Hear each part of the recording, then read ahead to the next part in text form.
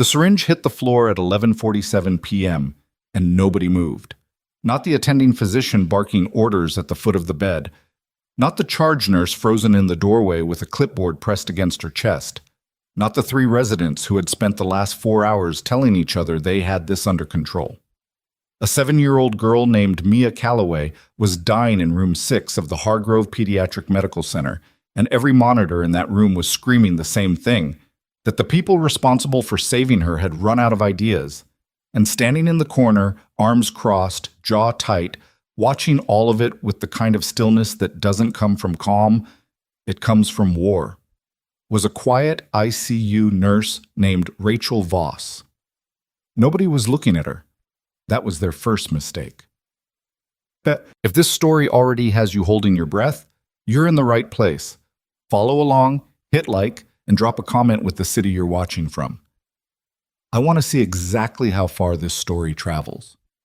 The shift had started like any other Tuesday night at Hargrove, understaffed, overlit, and running on cold coffee and institutional obligation. Rachel Voss had clocked in at 7, pulled her assignment from the board, and gone to work without speaking to anyone she didn't have to. That was her way. It had always been her way. She kept her head down, documented everything with precision, and did not volunteer opinions unless someone was about to get hurt. She was 36 years old. She had dark circles under her eyes that no amount of sleep seemed to fix. Her scrubs were plain navy, no pins, no patches, nothing personal. The nurses who had worked with her for the past 8 months knew almost nothing about her.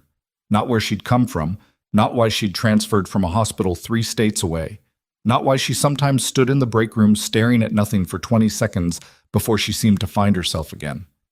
What they knew was that she was thorough, quiet, and occasionally irritatingly right about things. Tonight would redefine what irritatingly right meant.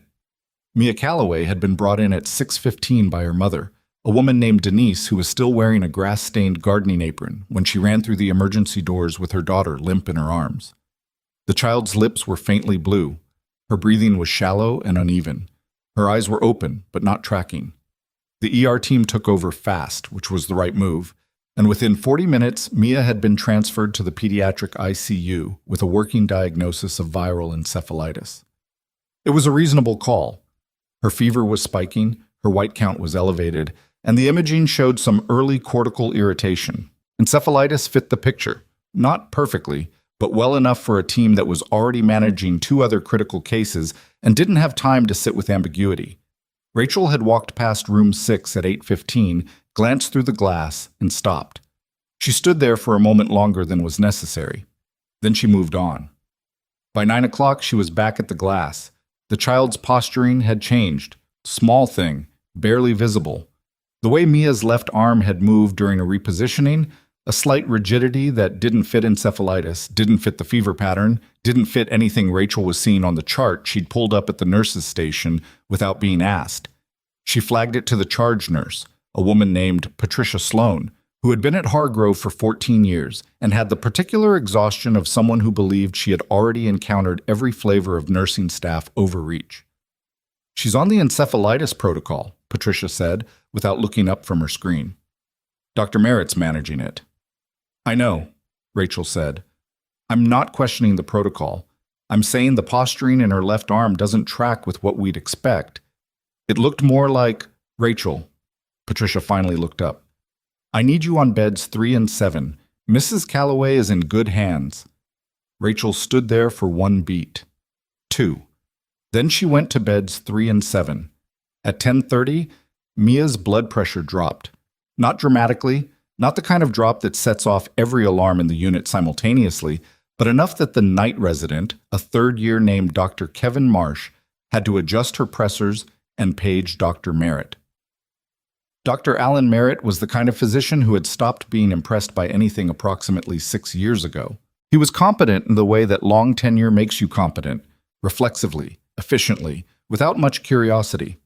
He arrived in room 6 at 10:52, reviewed the numbers, ordered an additional anticonvulsant layer on top of the existing protocol, and told Kevin to monitor closely. Rachel was charting at the station 8 feet away. She heard all of it. She pulled Mia's intake chart again, read it again. Then she walked to the doorway of room 6, where Dr. Merritt was still finishing his notation. "Dr. Merritt," she said, "I have a question about the intake history." He turned. He had the look of a man who had been paged 11 times in the last 4 hours and was not interested in a 12th complication. "What is it?" "The intake form notes a fever onset, but there's no detailed dietary history from the mother. Has anyone gone back and asked her specifically what the child ate or drank in the 24 hours before?" "We have her symptom history," he said. "The presentation is consistent." "It's mostly consistent," Rachel said.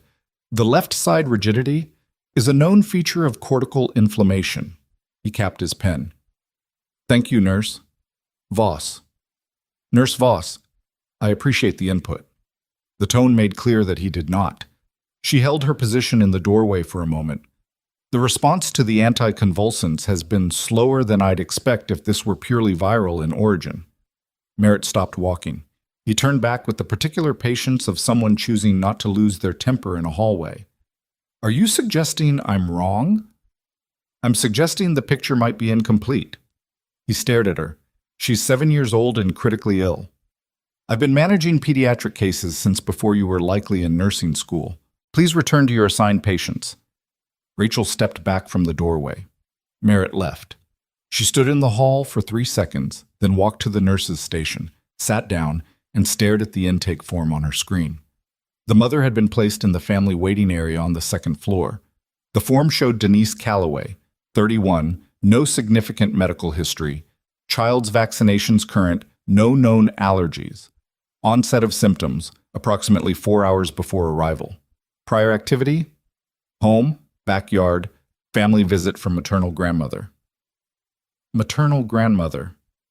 Rachel read that line twice. Then she stood up and walked to the elevator. Patricia caught her at the 2nd floor landing. "Where are you going?" "To speak with the mother." "That is not your role tonight, Rachel. Dr. Merritt's team is managing the Calloway case."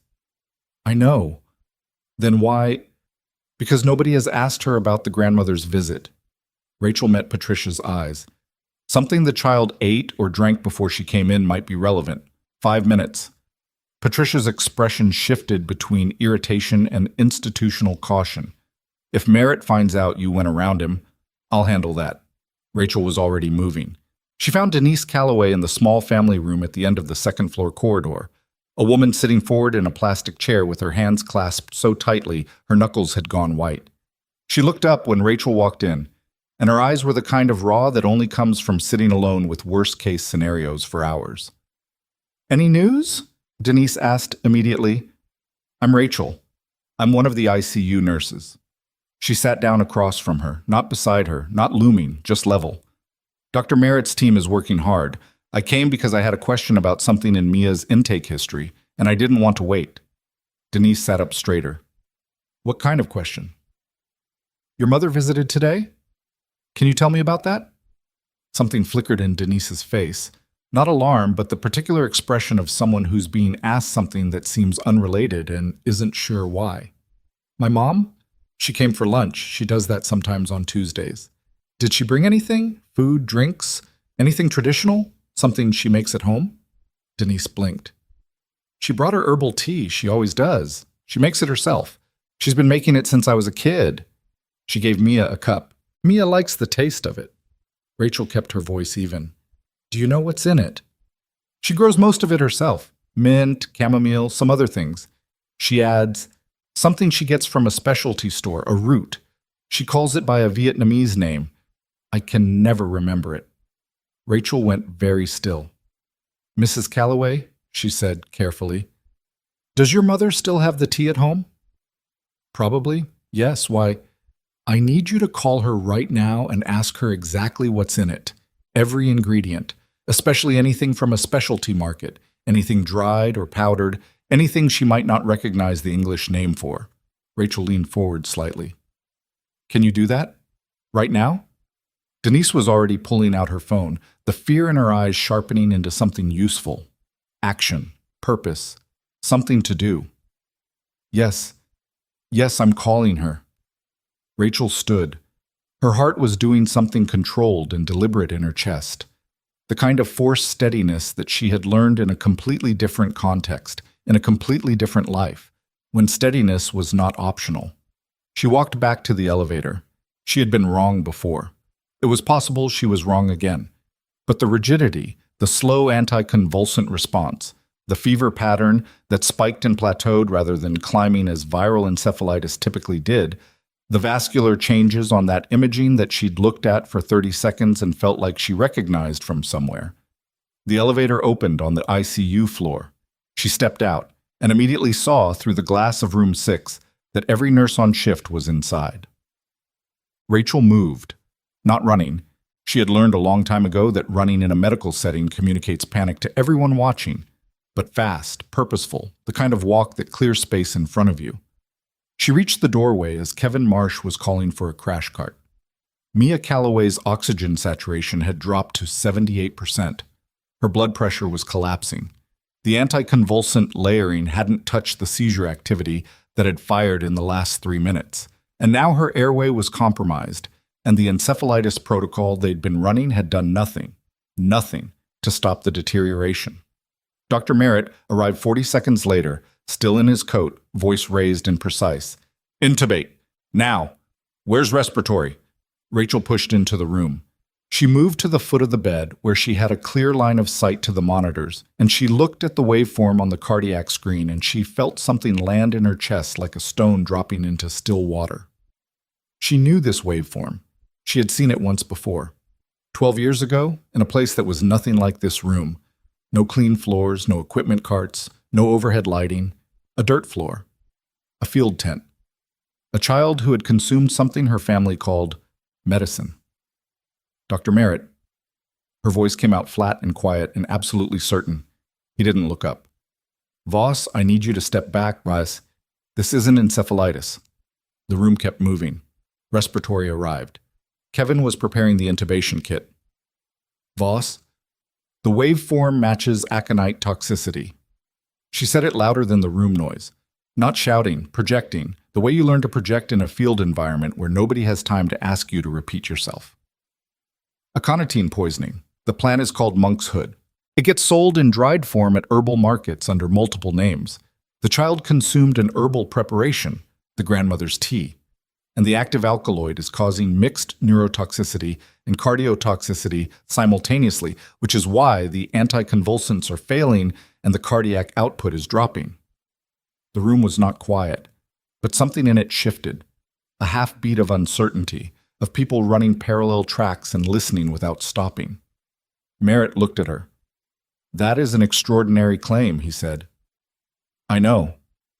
Based on what evidence?" "The waveform, the symptom progression, the timeline." She held his gaze, "and the fact that I have seen this exact presentation before." Kevin had stopped moving. Respiratory was watching. Merritt's jaw was tight. "Where?" he said. "Have you possibly seen aconite toxicity in a pediatric patient?" Rachel's answer was 4 words. "In a combat zone." The silence lasted exactly 2 seconds.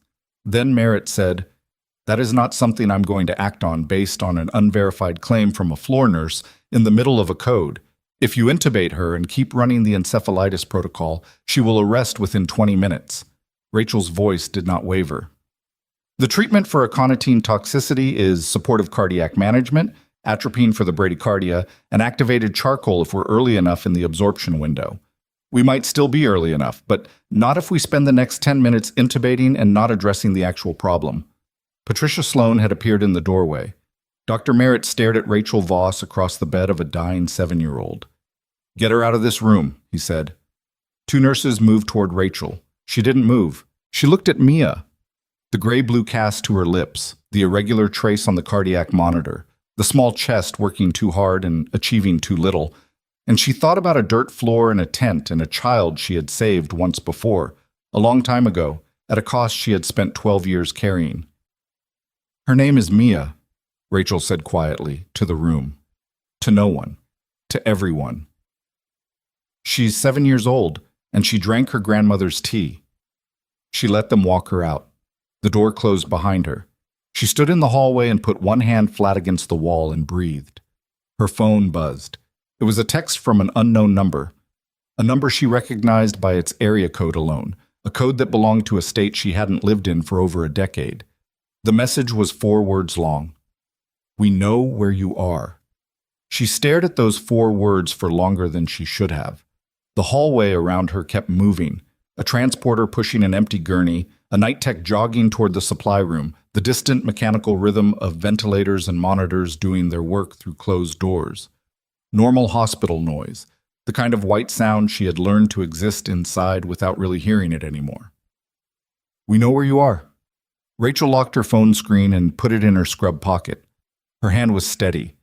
She had spent a significant portion of her adult life making sure her hand stayed steady during moments when the rest of her was doing something considerably less composed. She stood in the hallway outside room 6 and thought about 3 things simultaneously: the text, the child on the other side of that door, and the particular silence that had just come from inside that room. The quality of it, the way it had changed in the last 30 seconds from controlled urgency to something she couldn't read through glass and distance. Then the door opened and Kevin Marsh came out. He didn't look at her right away. He stood with one hand still on the door handle and his jaw doing something complicated. And Rachel recognized the expression because she had seen it on residents before. The look of someone who has just watched something shift in a direction they didn't expect and haven't yet decided what to do with that information. "The mother called up," he said, to approximately the middle space between them. "She reached the grandmother. The tea has something in it. The grandmother called it Chuan Wu. She gets it at an herbal supply shop on the east side of the city. Dried root, powdered." Rachel said nothing. Kevin finally looked at her. He was maybe 28 and tired in the way that third-year residents are tired, structurally, from the bones outward. "Chuan Wu is a traditional preparation that contains aconitine alkaloids." "I know what it is. Merritt's talking to pharmacy right now." Rachel breathed. Not a sigh. Something more deliberate than that. The kind of breath you take when you have been holding something very tightly for a sustained period, and you need to make a controlled decision about whether to release it. "Okay?" "He didn't send me out here to tell you that," Kevin added, quieter. "I came out because—" He stopped, started again. "How did you know?" She looked at him. "I've seen it before, in a combat zone." "Yes." He nodded slowly, in the way people nod when they're processing something that doesn't fit any existing category they have available. "Merritt's going to run the atropine protocol. Activated charcoal's already been ordered. Pharmacy is pulling everything." He paused.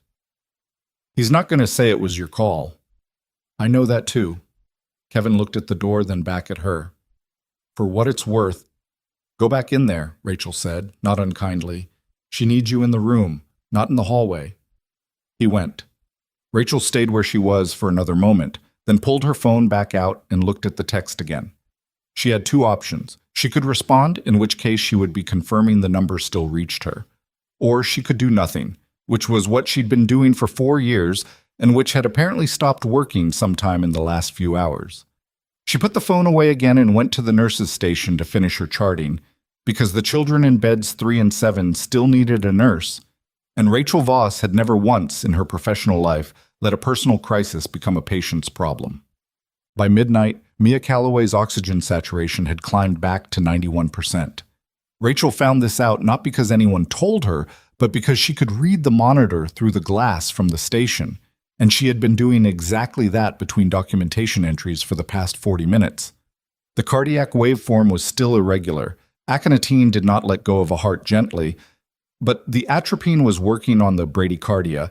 The activated charcoal had gone in fast enough to matter, and the child was no longer actively dying in the way she had been dying an hour ago. It was not a victory, not yet, but it was a direction, and directions mattered. Patricia came to stand beside her at approximately 12:15. She didn't say anything immediately, which was how Rachel knew this was going to be a conversation she didn't particularly want to have. "Merritt wants a word with you," Patricia finally said, "after shift." "All right." "Rachel." Patricia's voice had shifted slightly. Still official, still careful, but with something underneath that might have been discomfort. "Where did you actually serve? You listed prior healthcare experience on your application, but the details were the HR file says the specifics are restricted. Rachel turned to look at her. They are. That's not a normal thing. No, Rachel agreed. It's not. Patricia studied her for a moment with the particular attention of someone recalibrating a calculation she'd thought was finished. Then she said, "How is bed 7? "Stable. I increased the antiemetic at 11:30. He's sleeping." Patricia nodded and walked away. Rachel turned back to her screen and kept charting. The text was still in her pocket. She could feel it the way you feel something you've decided to think about later. A low, persistent awareness. The kind that doesn't interfere with function but doesn't disappear either. She had learned that particular skill in the Army too, the ability to compartmentalize, not by suppressing, but by filing. This goes here.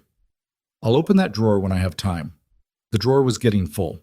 She had transferred to Hargrove 8 months ago from a hospital in Raleigh, and before Raleigh there had been a placement in Billings that lasted 11 months. And before Billings there had been 6 months in a small regional facility in eastern Oregon where she'd barely unpacked before she'd moved again. The pattern was not something she was proud of, but it was a pattern born of specific necessity, and for 4 years it had worked. Nobody had found her. Nobody had shown up. The number had stayed silent. Until tonight. She thought about what the text meant. She thought about who had it. She thought about the fact that she was sitting in a pediatric ICU in a city called Dremfield, in a hospital called Hargrove, and someone with a specific area code from a specific state had just told her that her location was no longer a secret. She thought about the child in room 6. She pulled her phone out one more time. She opened the message. She looked at the area code, 703, Northern Virginia.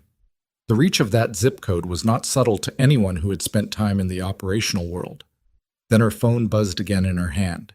Same number. New message. We need to talk about Karife Basin. You remember. She did remember. She closed the message and put the phone face down on the desk and sat very still for approximately 4 seconds. Then she picked it up, flipped it back over, and typed a single word. Who? The response came in under a minute. You'll see. We're already here.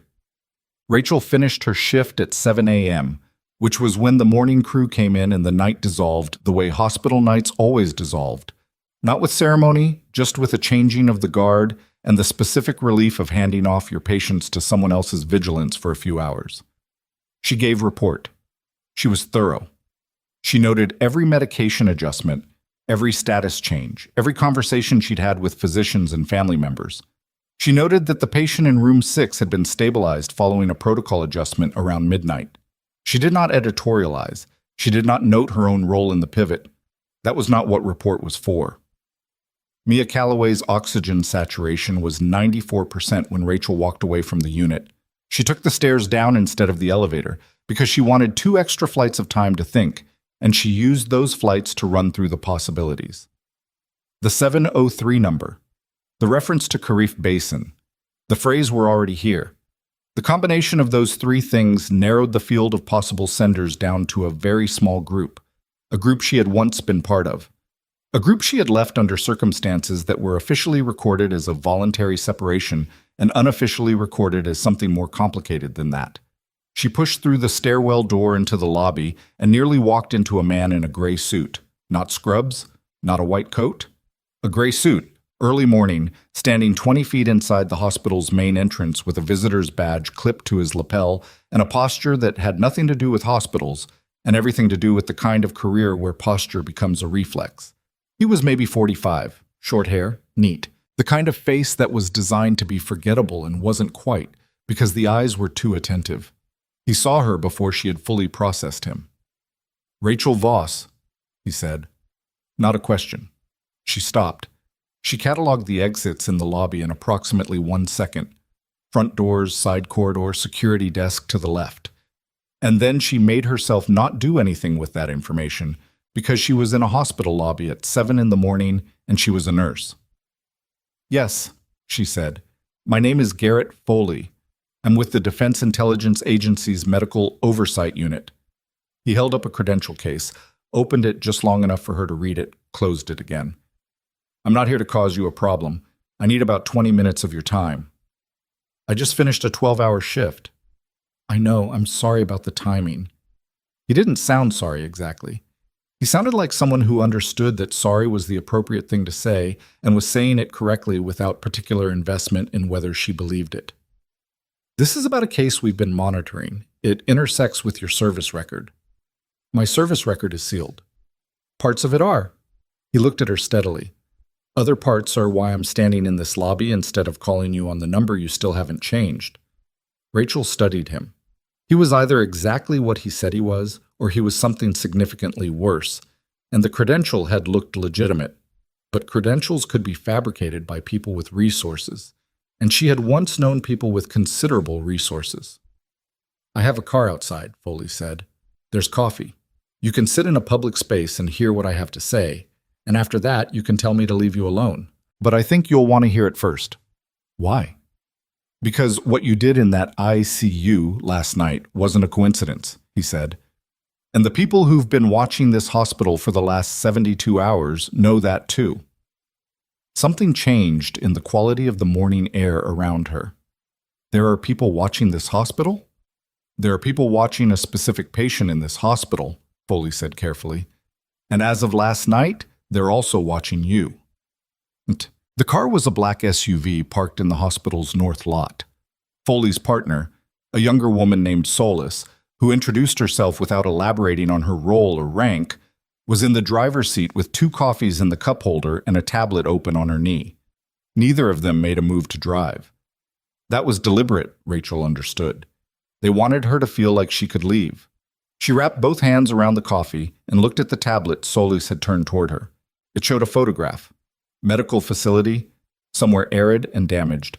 She recognized the architectural style immediately, not from training, but from memory.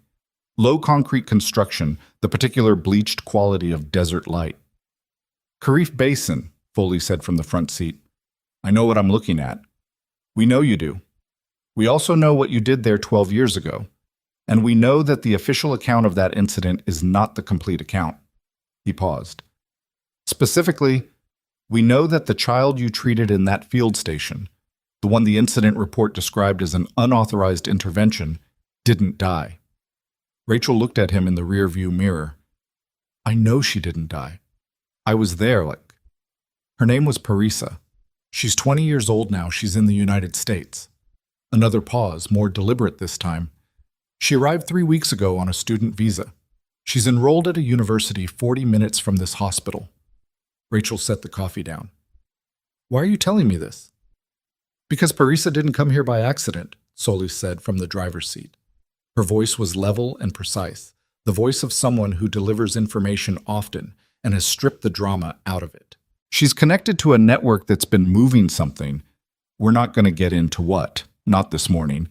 And the organization she's connected to knows who you are. They know what you did in Kharif Basin, and they've been using that information as leverage. Leverage against who? Rachel asked. Foley turned to look at her directly. Against the people who sealed your file, he said, and against you if they decide you're a problem. The parking lot outside was quiet. A family was walking toward the hospital entrance, a father and 2 kids, the older one holding the younger one's hand, both of them in winter coats. Normal, ordinary, the kind of scene that existed in a completely different world from the one currently occupying this SUV. Rachel looked at the tablet again. The Kharif Basin facility. The flat desert light. What happened to the officer who filed the incident report? The one that got me discharged. Foley was quiet for a moment. Colonel Warren Price, Solis said. He retired in 2019. He's currently a private consultant for a defense contracting firm. She let that sit for exactly 1 second. A firm with financial ties to the same network Parisa's connected to. The shape of it arrived in Rachel's understanding the way large things arrive. Not all at once, but in sections, each one settling into place with a kind of terrible logic. Price, the incident report, the discharge that shouldn't have happened, the sealed file, the network. A 20-year-old girl named Parisa who had crossed an ocean to study at a university 40 minutes from the hospital where Rachel Voss happened to be working.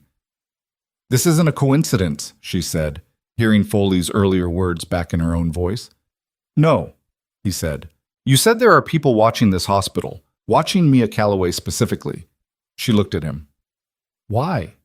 She's a 7-year-old girl who drank contaminated tea. Foley and Solis exchanged a look that was too brief to read and too deliberate to miss. Her mother, Foley said quietly. Denise Calloway. What do you know about her? Rachel thought about the woman in the plastic chair, the gardening apron, the white knuckles, the immediate fearless way she'd grabbed her phone when Rachel asked her to call the grandmother. She's a mother, Rachel said. That's all I saw. Denise Calloway is a federal analyst, Foley said. She works for a government agency that I'm not going to name in a parking lot. She's been building a case for 18 months. A case that connects Price's contracting firm to a series of procurement irregularities that go significantly further up than Price. He paused. 3 days ago, someone accessed her personnel file through a breach in a contractor database. 2 days ago, her daughter got sick. The silence in the car had a texture to it now. You think the tea was deliberate, Rachel said. We think the grandmother's herbal supplier was compromised, Solis said. We think someone substituted a higher concentration of the aconitine-bearing root into that batch, knowing the grandmother would bring it, knowing the child would drink it. Her voice was still level, still precise, but something beneath it had gone careful in the way things go careful when you're talking about a child. We think it was meant as a warning to Denise Calloway. Back off, or next time it won't be survivable. Rachel sat with that. She sat with the image of Mia Calloway's oxygen saturation at 78%. She sat with Denise's white knuckles in the plastic chair. She sat with the monitor waveform she had recognized through the glass at 11:30 p.m. because she had once been a 24-year-old Army combat medic in a dirt floor field station in a place called Kharif Basin, kneeling beside a small girl named Parisa, alone and without authorization, making a decision that had cost her everything. She hadn't known then that the decision would follow her for 12 years. She was beginning to understand that it was still following her. What do you need from me? She asked. Foley reached into the inside pocket of his jacket and produced a folded document. He held it out without explanation. She took it, unfolded it, and read the first 3 lines. It was a formal invocation of her reserve medical specialist classification, a classification she had technically retained despite separation, buried in the fine print of a discharge agreement she had read exactly once and not thought about since. It authorized her temporary reassignment to a joint federal medical investigative team for the purpose of assisting with an active case. At the bottom, someone had already signed it. She looked at the signature line. The name above it was Colonel Warren Price. Her eyes came up. He doesn't know we have that, Foley said. He signed it for a different purpose 3 years ago. We're using it for this one. He looked at her steadily. We need you inside that hospital, Rachel, not as a nurse who stumbled onto a case, as someone with an operational role and the authority that comes with it. Because the people who poisoned that little girl are going to move again, and we believe the next target is her mother. And we believe it's going to happen before Denise Calloway is scheduled to testify before a federal oversight committee in 4 days. Rachel looked at the document in her hands. She thought about 12 years of moving. Billings. Raleigh. Eastern Oregon. The drawer full of things she'd filed away. She thought about Mia's hand, small and still against the hospital sheet. She folded the document along its original crease. I need a shower and 4 hours of sleep, she said. And then I need a full briefing. Everything, not the version you give someone you're still deciding whether to trust. Foley almost smiled. Not quite. Fair. And I want to know where Parisa is right now, Rachel said. Today. Exactly. Solis was already typing on the tablet. The answer came up on the screen, and Rachel looked at it, and something cold and precise moved through her chest. Parisa's registered campus address was 12 blocks from Hargrove Pediatric Medical Center, and according to the access log Solis had just pulled, someone using Parisa's student ID had badged into the hospital's visitor registration system at 6:47 that morning, 14 minutes ago. Solis was already calling it in before Rachel had finished reading the screen. The tablet stayed open on Rachel's lap, and she looked at the timestamp, 6:47, and then at the current time on Solis's dashboard clock, 7:01, and did the math. 14 minutes. Enough time to reach the elevator. Enough time to reach a specific floor. Enough time to do something that couldn't be undone. "What floor is Mia on?" Rachel asked. 4, Foley said. He was already on his own phone, not a civilian cell, but something thicker, more deliberate. "Pediatric ICU." Rachel had the car door open before he finished the sentence. "Voss?" "I work there," she said. "I can go places you can't in the next 4 minutes. What does Parisa look like?" Foley and Solis exchanged that look again, the one that lasted half a second too long. And then Foley said, 20 years old, 5'4", dark hair. She'll be in civilian clothes. She may be carrying a bag larger than a standard purse." He paused. "She may not know what she's carrying." Rachel looked at him. "May not. It's complicated." "Then uncomplicate it fast." "She was recruited," Solis said. "We believe she thinks she's delivering documents. She doesn't know what the network actually uses her for." Rachel absorbed that in the 3 seconds she had available. Then she was out of the car and crossing the parking lot at the kind of pace that wasn't running but covered ground like it was. The hospital's north entrance was closer. She badged in with her staff ID and hit the stairwell.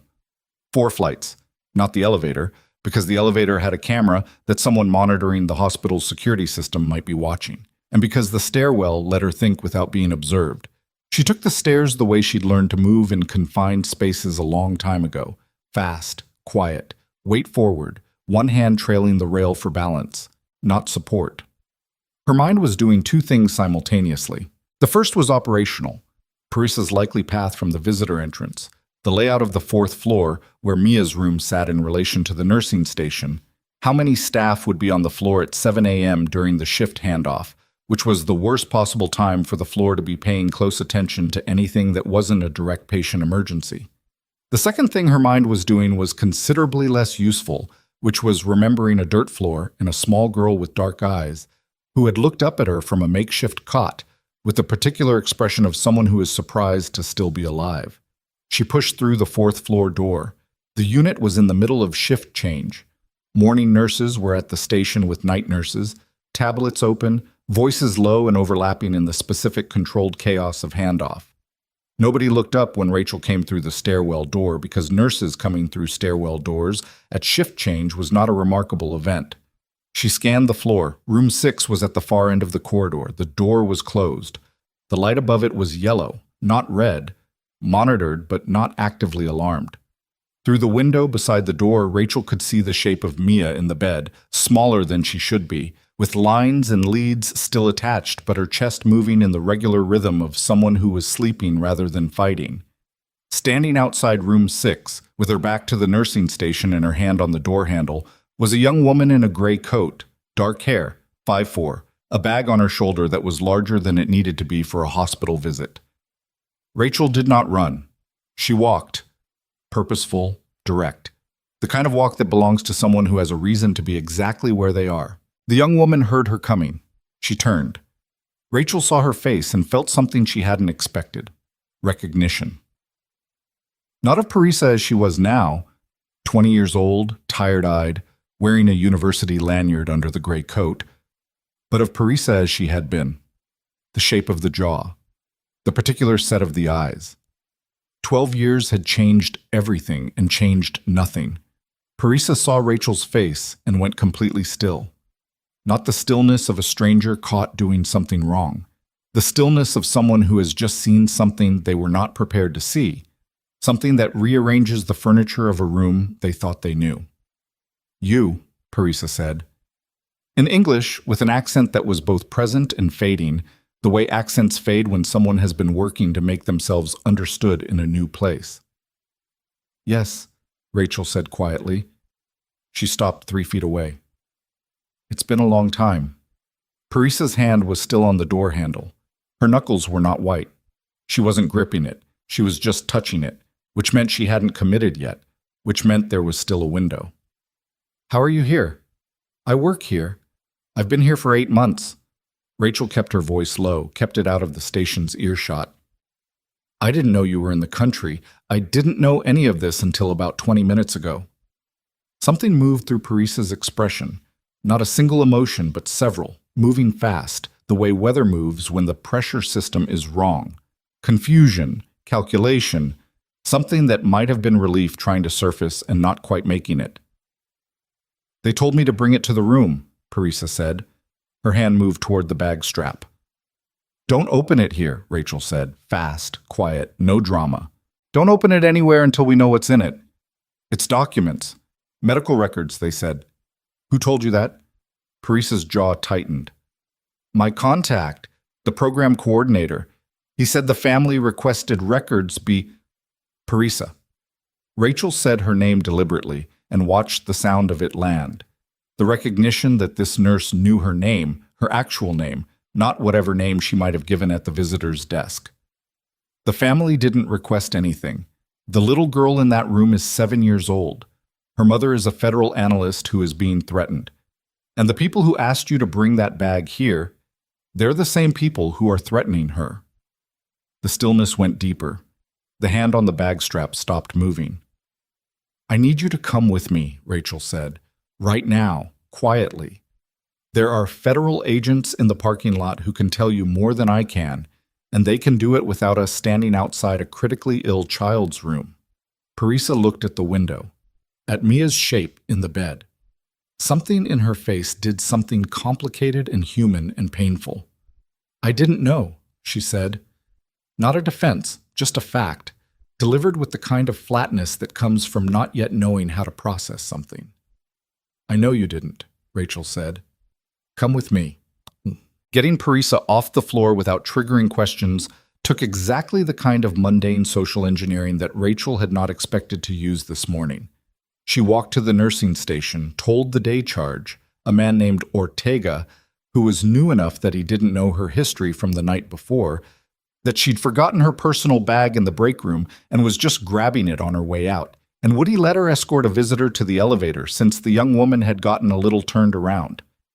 Ortega said sure, barely looked up, which was either a failure of situational awareness or a function of shift change chaos, and Rachel decided she didn't care which.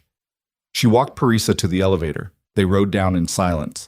The bag was on Parisa's shoulder, and Rachel stood close enough to it that she would know if Parisa opened it, which Parisa didn't. The young woman stood with her arms slightly crossed, not defensive exactly, but closed, holding herself together in the particular way of someone who has just had several certainties removed in quick succession and hasn't yet found new ones to replace them. In the lobby, Rachel made brief eye contact with a security guard she didn't know, then looked away. No signal, nothing communicable. Just a nurse and a visitor walking toward the north exit. The parking lot. The black SUV. Foley and Solis were out of the car and standing near the front of it, positioned casually, but not casually. Parisa saw them and slowed. "They're not here to arrest you," Rachel said. "They need what's in that bag and they need to know who gave it to you." "He said it was a program," Parisa said, to the ground. Not to Rachel, not to Foley, just processing aloud. "A graduate assistance program. He helped me with my visa application. He's been my contact for almost 2 years. "What's his name?" Foley asked.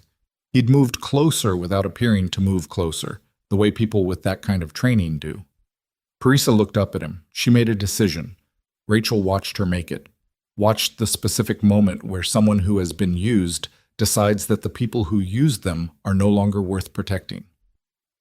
"Aldrich Voss," she said. Rachel's stomach dropped.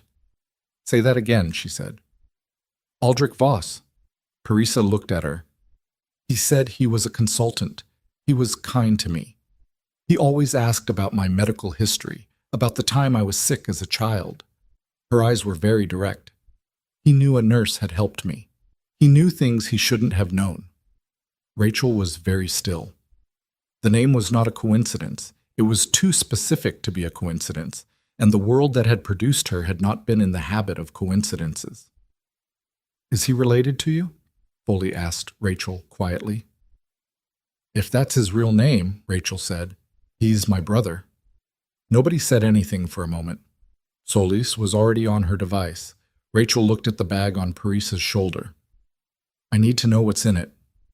Foley produced a pair of nitrile gloves from his jacket pocket.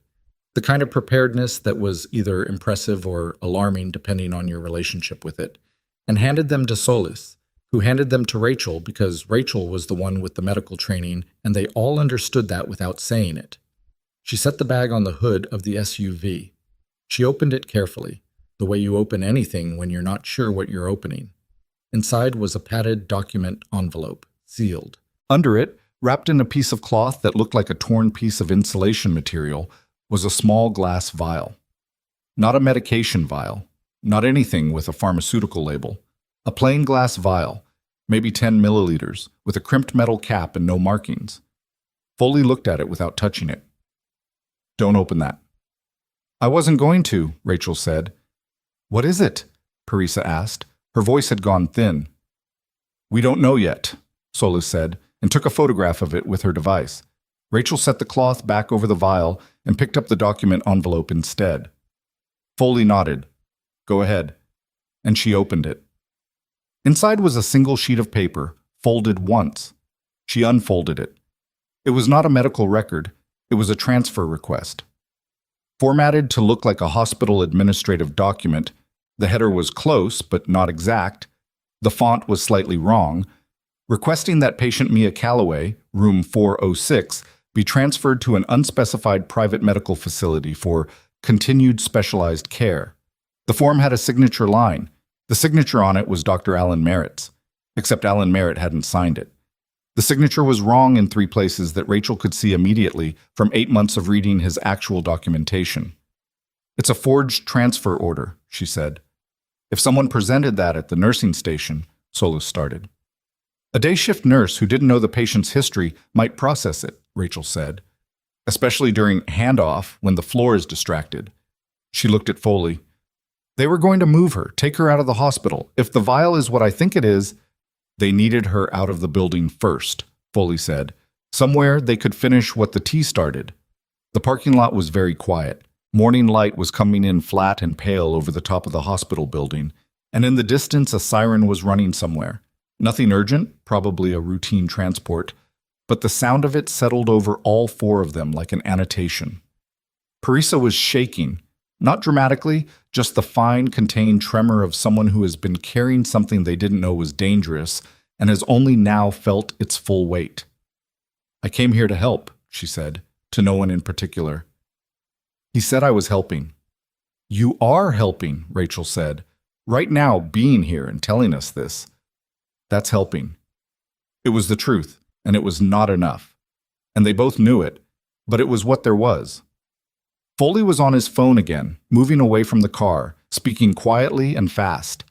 Solis was handling the vial with a sealed evidence kit she'd produced from the back of the SUV.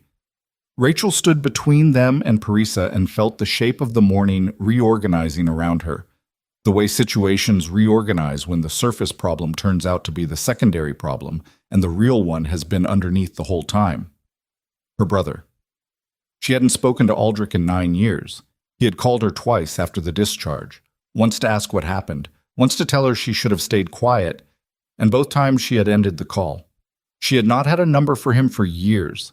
She had assumed, in the way you assume things about people you've chosen not to track, that he had continued doing whatever he'd been doing when she left. Contracting work, consulting. The kind of CV that reads fine on paper and doesn't answer questions about specifics. She had not assumed this. Not the specific shape of it. Foley came back to the car. His expression had changed. Not dramatically, but in the way expressions change when new information arrives and doesn't improve the picture. "We have a problem," he said. "Another one," Rachel said. "The transfer order say someone already called it in. Not Parisa. Someone else." A call came into the nursing station at 0650 identifying as Merritt's office, confirming the order. Rachel looked at the hospital building, at the 4th floor, at the window of room 6, which was too far away to see from the parking lot, but which she could locate precisely based on the building's layout. Did the floor accept the transfer? The charge nurse asked for written confirmation. Foley paused. Ortega. Rachel thought about Ortega. New, distracted, reasonable. He'd done the right thing. He'd asked for paperwork. How long does he wait before he calls Merritt directly? That's what I'm trying to find out. Foley was typing. But here's the part that makes this worse. The call that confirmed the order. We traced the number. Rachel waited. It came from inside the hospital, he said. She looked at him. Someone on staff made that call, Solis said. Someone who knew the patient, knew the room number, knew Merritt's name and title, and knew that the day charge was new enough that a confident voice from the right extension might be enough. Rachel thought about the floor, the staff she knew, the people she'd worked beside for 8 months, the particular institutional trust of a hospital, the way everyone moves with a certain assumption of shared purpose, because the alternative was too destabilizing to function inside of. Pull the extension record, she said. Find out which station it came from. We're working on it, Parisa said very quietly. There's something else. They all looked at her. She reached into the pocket of her gray coat, not the bag, her coat pocket, and produced a phone. Not her phone. Smaller, older, a prepaid model with a cracked corner. He gave me this 2 days ago, said to keep it on me when I came here. He said if anything went wrong, I should call the number saved in it. She held it out. I don't think I want to call it anymore. Foley took the phone with gloved hands. He turned it over. He pressed the power button. The screen lit up. There was one contact saved. The name in the contact field was not a name. It was 4 letters, Ward. And below the contact, a text message had been sent from the phone 2 hours ago, sent automatically, without Parisa's knowledge, triggered by either a timer or a GPS threshold. The message read, Asset in position, confirmed secondary. Foley showed it to Solis, then to Rachel. Rachel read it twice. Confirmed secondary. Secondary target. Not Mia.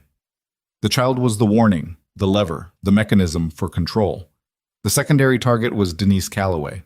And somewhere in this hospital right now, on a floor Rachel knew, and a ward she'd walked 100 times, Denise was sitting in a family waiting room on the 2nd floor, alone, without protection, waiting for news about her daughter. Rachel was already moving toward the entrance. Voss, Foley called. 2nd floor family waiting room, she said, not turning. If you want to have this conversation first, have it fast. She was through the north doors before he answered. She hit the stairs. 2 flights. She was not running. She was doing the thing that was faster than running in a confined institutional space, which was moving with absolute certainty about where she was going and eliminating every half second of hesitation from the path. She pushed through the 2nd floor door. The family waiting room was at the end of the corridor. She could see the open doorway from here. She could see the chairs inside from this distance. She could see that the room was empty. Denise Calloway was gone, and on the chair where she'd been sitting, placed with the deliberate care of something meant to be found, was a single hospital visitor badge. The name printed on it was not Denise Calloway. It was Rachel Voss. Rachel picked up the badge without touching the chair, holding it by the edge the way Foley had held the vial. Careful, deliberate, not because she thought it was dangerous, but because everything in the last 20 minutes had recalibrated what careful meant. Her own name. Printed clean, laminated, with the hospital's logo in the upper left corner, and a barcode at the bottom that would scan as valid because someone had generated it from inside the system. This had not been made this morning. This had been made in advance by someone who knew she would come to this room, who had planned for her arrival before she had known herself that she would arrive here. She stood in the empty waiting room and did a fast accounting of what she knew versus what she was being made to think she knew, because those were not always the same thing, and she had learned that lesson in a context where getting them confused had consequences that didn't stop at embarrassment. Denise Calloway was gone from the room. That was a fact. The badge with Rachel's name was on the chair. That was a fact. Everything else, the meaning of those 2 facts, the sequence that produced them, whether Denise had left voluntarily or been moved, was inference. An inference built on incomplete information was just a story you told yourself while the real thing happened somewhere you weren't looking. She put the badge in her scrub pocket and walked back into the corridor. A nurse she didn't recognize was pushing a medication cart toward the far end of the hall. 2 visitors were standing near the elevator, an older couple in coats. Nothing that read as wrong, nothing that read as anything except a hospital floor at 7:15 in the morning, doing what hospital floors do. She pulled out her phone and called Foley. He picked up before the second ring. Where are you? Second floor corridor outside the waiting room. She's gone. The room is empty. Rachel kept her voice level and her back to the wall. Someone left a visitor badge on her chair, my name on it. A pause. Not long, but the kind that meant recalibration. A badge with your name. Pre-made. This was planned. We're coming in, Foley said. Don't come in loud, Rachel said. If there's someone on staff running interference, you walking in with credentials will tell them we know. I need 5 minutes before you're visible. Another pause. 4, he said, and ended the call. 4 minutes. She started moving. The second floor of Hargrove had 4 areas. The family waiting room, a consultation corridor with 3 small rooms, the visitor elevator bank, and the stairwell access. If Denise had been moved by someone who knew the building, they wouldn't have taken her toward the elevator. Too many cameras, too much traffic during shift change. The consultation corridor had a door at the far end that connected to a service passage used by housekeeping and dietary, which fed into the loading area on the building's west side. Rachel knew this because she had worked here for 8 months and had walked every corridor in this building within the first 3 weeks, which was a habit she had developed in a previous life and had never managed to stop. She went to the consultation corridor. The first 2 rooms were empty.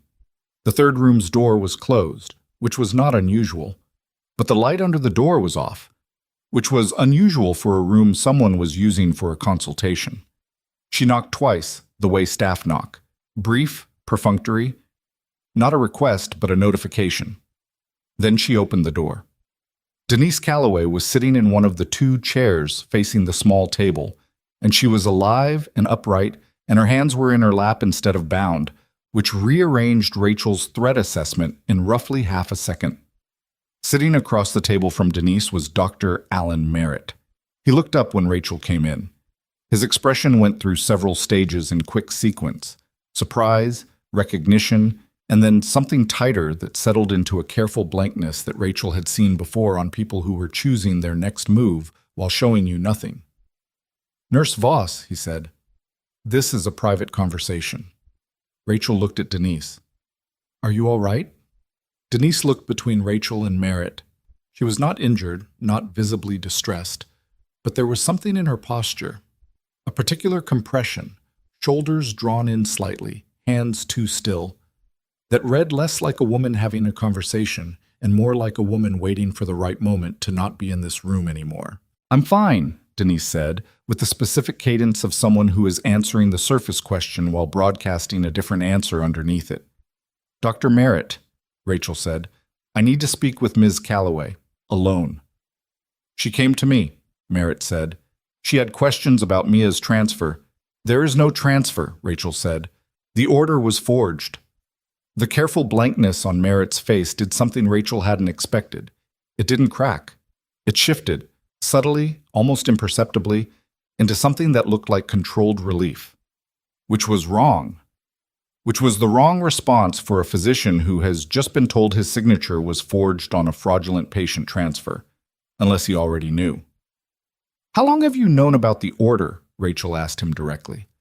"I received a call at 6:50 this morning. That's not what I asked." Merritt stood up.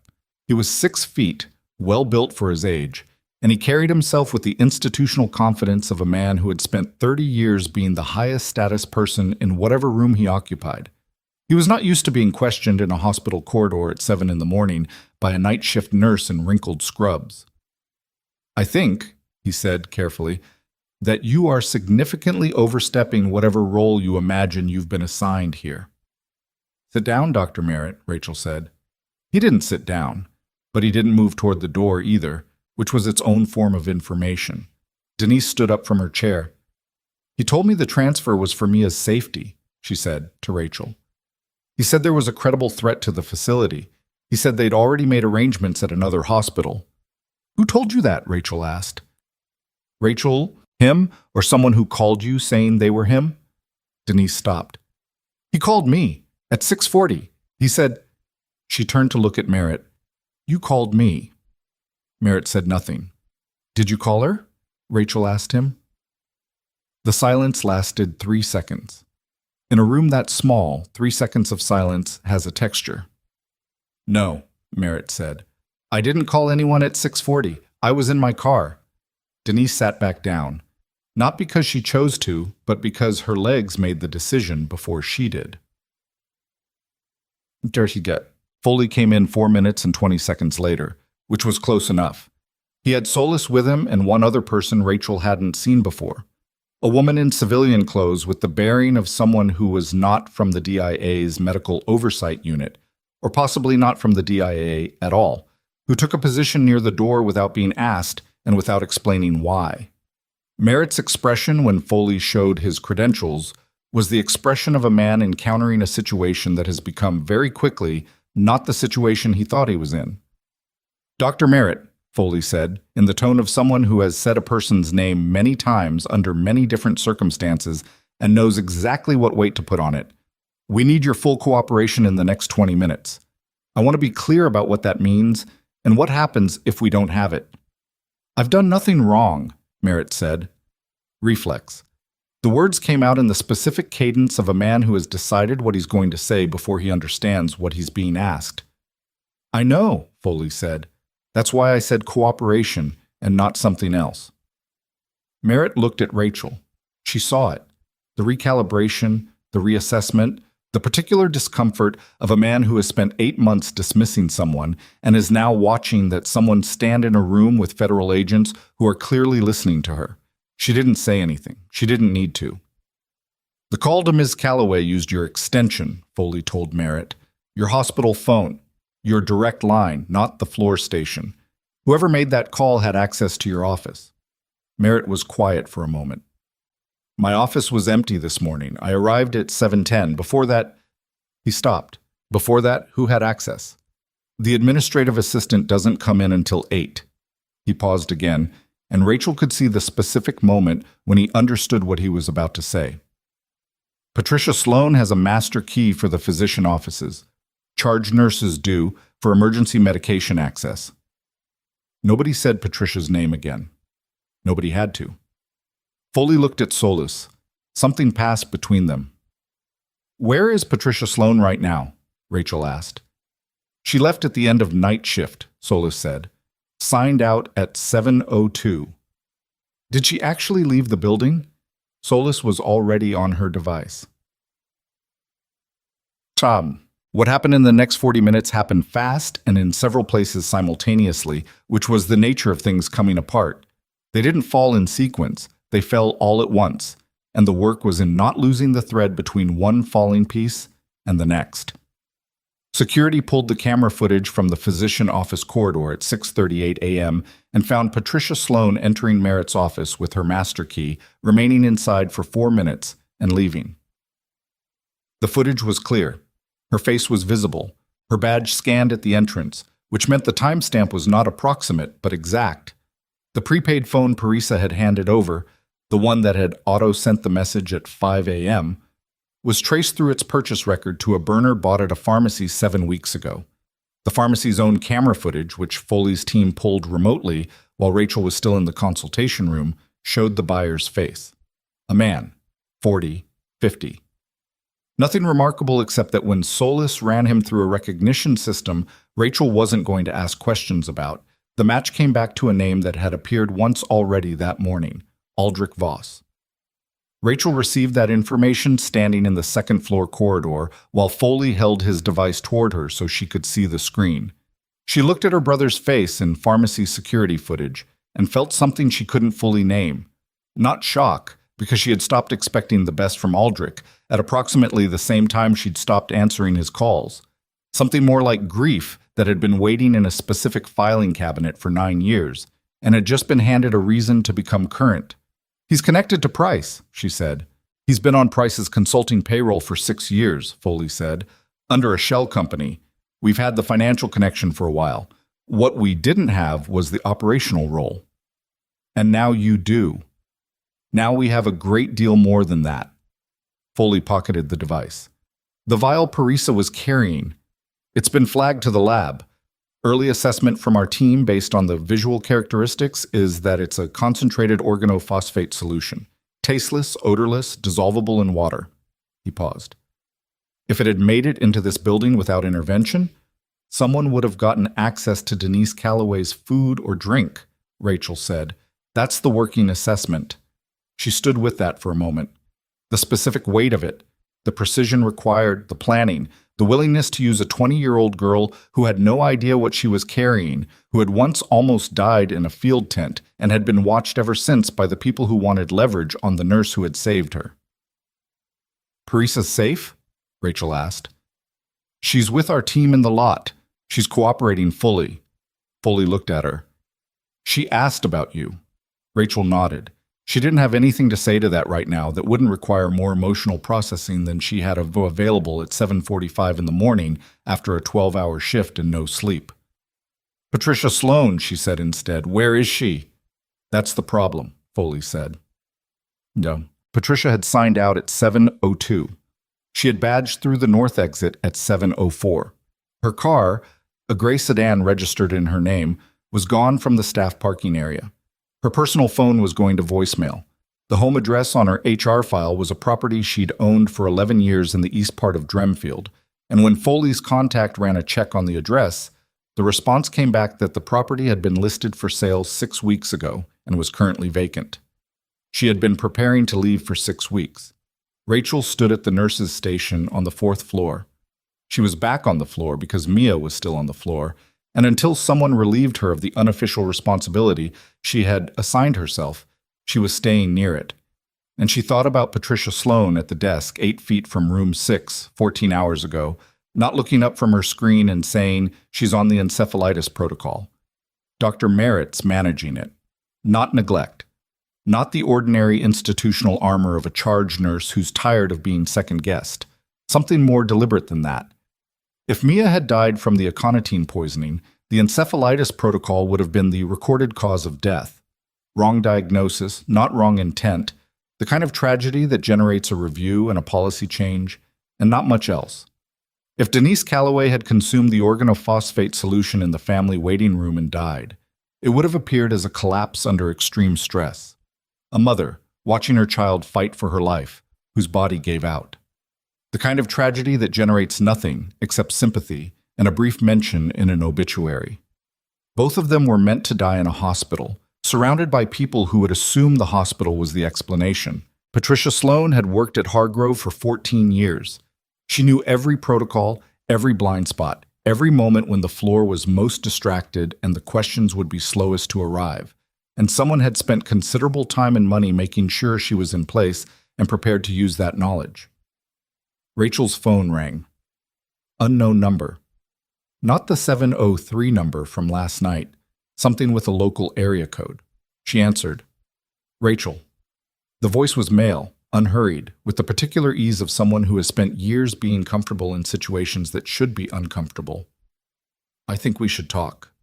She recognized the voice without having heard it in 9 years, and the recognition was specific and cold in the way only family can be cold.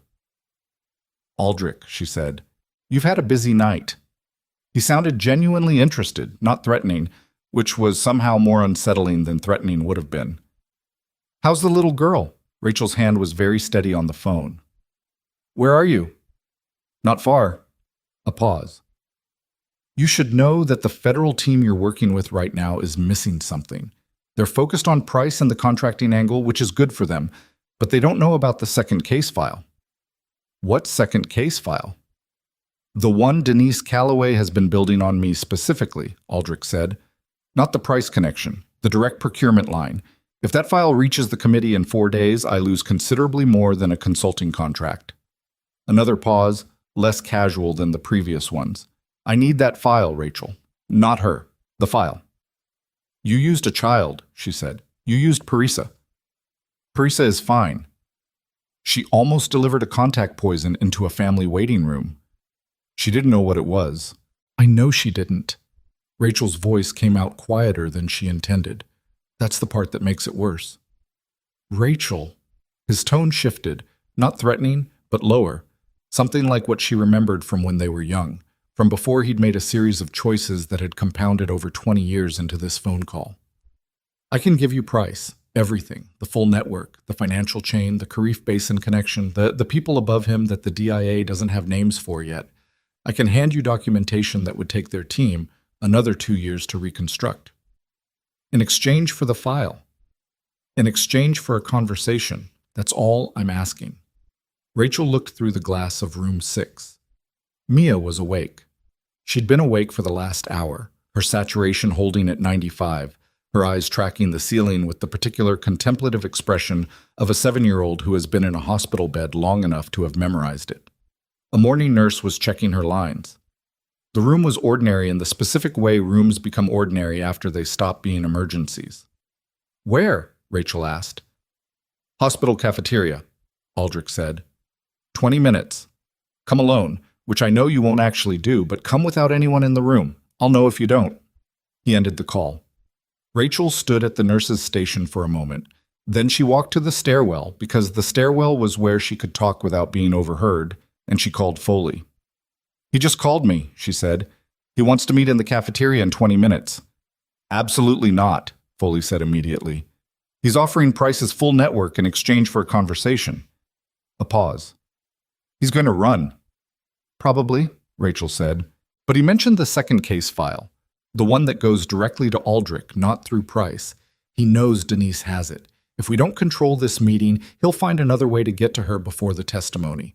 She heard Foley's breathing on the other end, steady, deliberate, someone doing the same risk math she was doing and arriving at approximately the same answer. "We'd need to wire you," he said. "Yes." "And position people in the cafeteria before you walk in." "Yes. You have 20 minutes. Another pause, longer this time. "Rachel, he's your brother." "I know what he is," she said. "I've known for a long time. I just didn't have a reason to do anything about it until this morning." She ended the call and leaned against the stairwell wall and closed her eyes for exactly 4 seconds. A habit, a reset, the brief permitted moment before function resumed.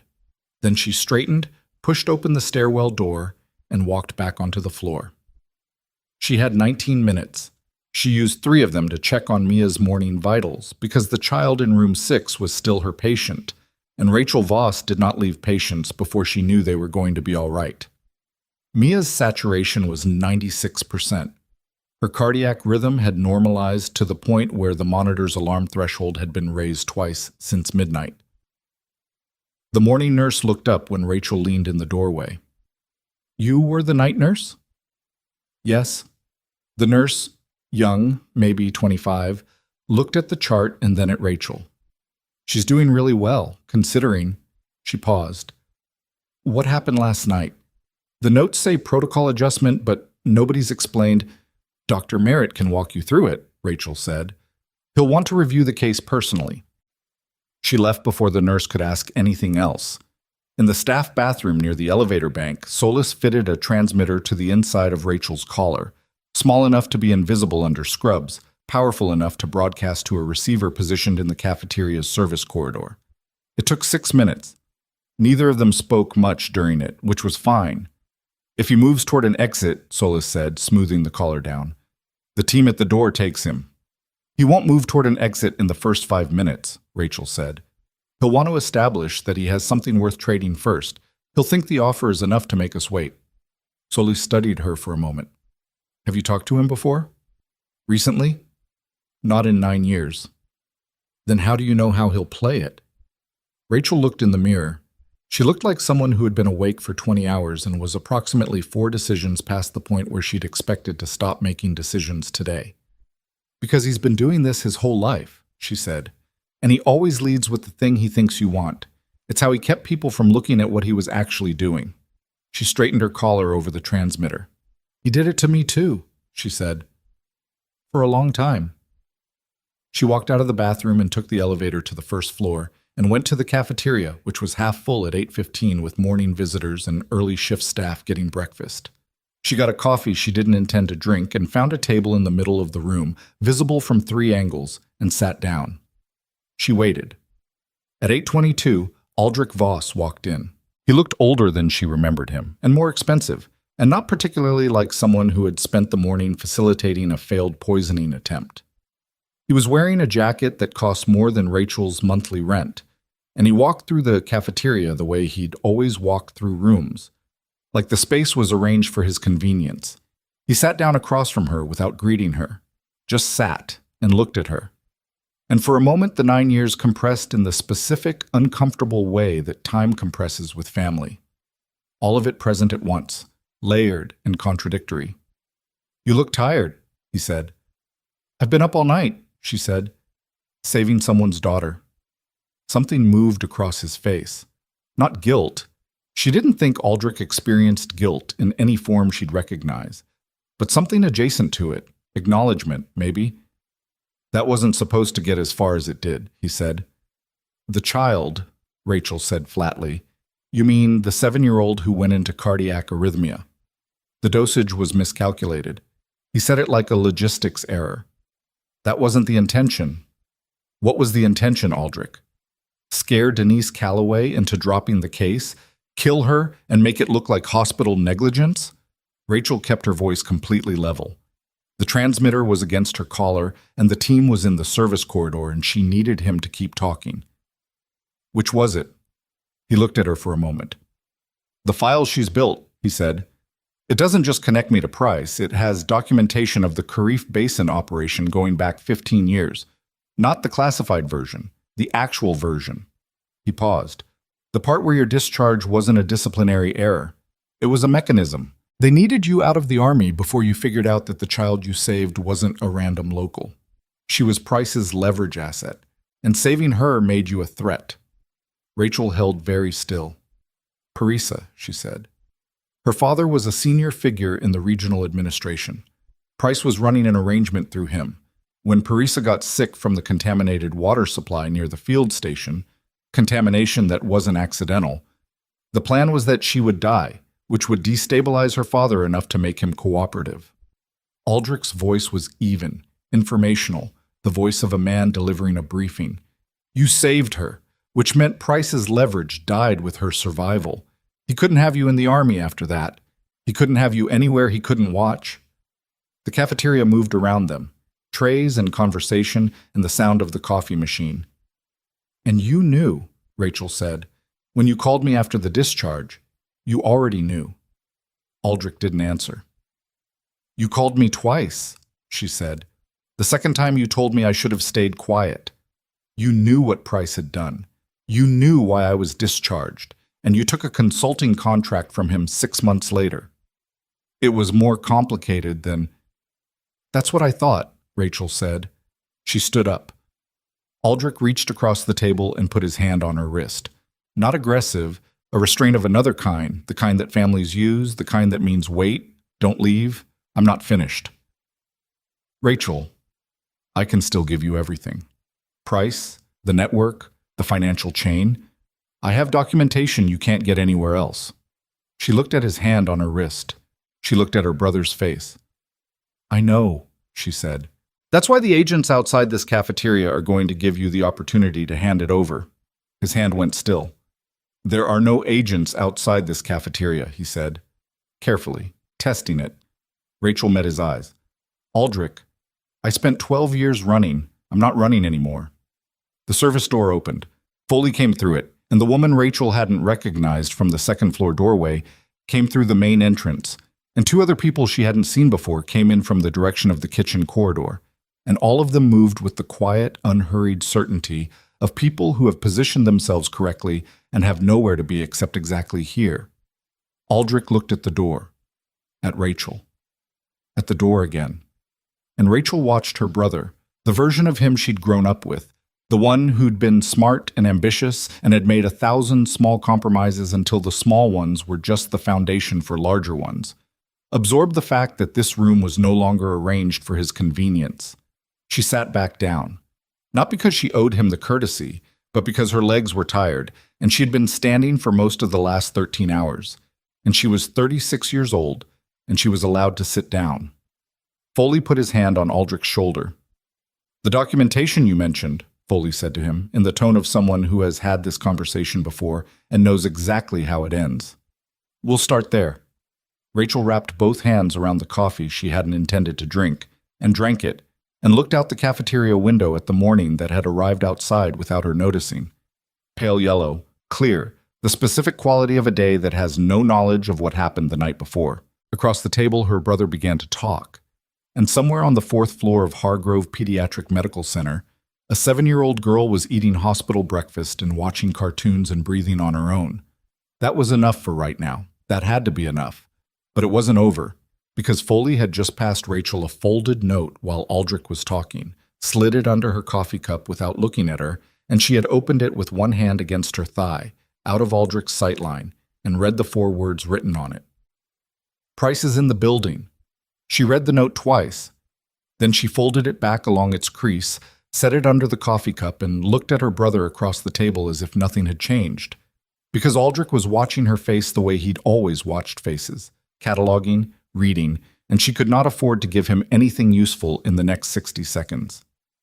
Price is in the building, not outside, not in a car in the lot, not at a safe distance managing the operation through intermediaries the way men like Price preferred to manage things.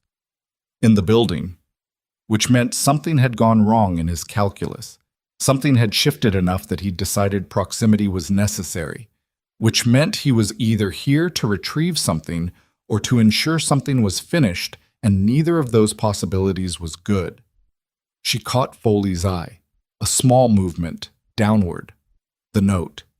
He gave her nothing back, which meant he'd already known when he passed it to her, which meant he had a reason for telling her now, in the middle of this table, with Aldrich still talking. Aldrich was talking about a financial routing structure, names and shell entities, the kind of operational detail that comes out in the tone of someone who has been holding it for a long time and has finally done the math on what it's worth. He wasn't confessing, he was trading. There was a difference, and Aldrich understood the difference better than most. Rachel let him talk. She kept her expression attentive and her hands around the coffee cup and her mind on the floors above her. On the 4th floor where Mia was eating breakfast, on the 2nd floor where Denise Calloway was now being kept in the consultation room with Solace posted outside, on whatever floor Warren Price was currently standing on with whatever intention had brought him here. The Hargrove account, Aldrich was saying. Price ran procurement irregularities through a medical supply subsidiary, legitimate company on the surface, the kind that hospitals use for high-value equipment orders. 3 hospitals in this region have contracts with it. Hargrove is one of them. Rachel looked at him. Hargrove is one of them. Hargrove is how the network laundered operational costs, equipment invoices, maintenance contracts, all real services, all slightly overpriced, the difference skimmed into a secondary account. He paused. Patricia Sloan managed the vendor relationship on the hospital side. She's been doing it for 4 years. Foley was writing something, not on paper, on his device, one-handed, the other hand resting on the table in the vicinity of Aldrich's general direction. "Why come to the meeting this morning?" Rachel asked Aldrich, not hostile, genuinely asking. "If you knew we had Parisa, if you knew the bag had been flagged, you could have run. You had a 6-week window. Patricia's property has been on the market since, because Price doesn't know I'm talking to you," Aldrich said. "He thinks I'm here to fix his problem. He called me at 6 a.m. and told me the federal interest in this hospital had accelerated faster than expected, and he needed someone to manage the Calloway situation personally." He looked at his hands, then back at Rachel. "He sent me here to make sure Denise Calloway didn't leave this building with the secondary file intact. And instead," Rachel said, "and instead I called you." She sat with that. Not with warmth. There wasn't enough history between them that was clean enough to hold warmth right now, but with the acknowledgement of it. He had called her. Not Foley's team, not a lawyer, not a disappearing act through a back exit. He had called her, using a number he'd kept for 9 years without ever using, and asked to meet in a cafeteria, and come. She didn't know what to do with that yet. She put it in the same drawer where she kept everything else she didn't have time to process, and turned to Foley. "Price is here for the file," she said. "Denise has it, a physical copy, or a digital one he thinks he can access. Where's Denise's phone?" Foley said, "Solis has it." "Then he's not going to the consultation room." She thought about the building's layout. The flow of a man like Price, senior, methodical, accustomed to having support and running out of it. He'll want to get into the system, hospital records, the case documentation from last night, anything that shows the chain of treatment that proves the poisoning wasn't natural. He'll want to control the evidentiary record before we do. "Medical records," Foley said. Third floor, Rachel said. Records and administration. Foley was on his phone before she finished the sentence. Warren Price was 61 years old and had spent 37 years being the most important person in whatever institutional context he occupied. First the Army, then defense consulting, then the network of contracts and arrangements and leveraged relationships that had made him, in the specific world he inhabited, effectively untouchable. He had built that untouchability methodically, one layer at a time, in the way careful people build things, with patience and redundancy and the understanding that the system's inertia was the most powerful protection available to anyone willing to learn how to use it. He had not expected a night shift nurse. That was the thing Rachel understood about men like Price, the thing she had understood from the moment Foley had told her about the Kharif Basin file. They planned for institutional opposition. They planned for federal investigators, for financial auditors, for whistleblowers with lawyers and journalists with sources. They built defenses against all of those things because those were the threats that made sense within the system they'd spent their careers navigating. They did not plan for a 36-year-old woman in Navy scrubs who had spent 12 years moving from hospital to hospital and had walked every corridor of this building in her first 3 weeks because she'd learned, a long time ago, to always know the layout of the room she was in. Foley's team found Price on the third floor at the records department entrance, using a visitor credential that had been generated from the same system access that produced the badge with Rachel's name on it. Patricia Sloan's access, still active, not yet suspended because nobody had gotten to the IT department yet. He was standing at the records desk, speaking to a clerk in the tone of someone who was accustomed to being obeyed on the basis of presentation alone. The clerk, a young man named Davy, who had worked at Hargrove for 7 months and had no particular reason to question a confident man in an expensive jacket, was in the process of pulling up access to the previous night's treatment documentation when Foley walked in with 2 people at his shoulders and said, "Step back from the terminal, please." Price turned. Rachel was in the doorway. She had taken the stairs again. 3 flights, fast, arriving 30 seconds after Foley because Foley had told her to wait, and she had not waited. And she stood in the records department doorway in her wrinkled night shift scrubs and looked at Warren Price for the first time in 12 years. He looked like what he was. Authority worn long enough becomes a physical quality.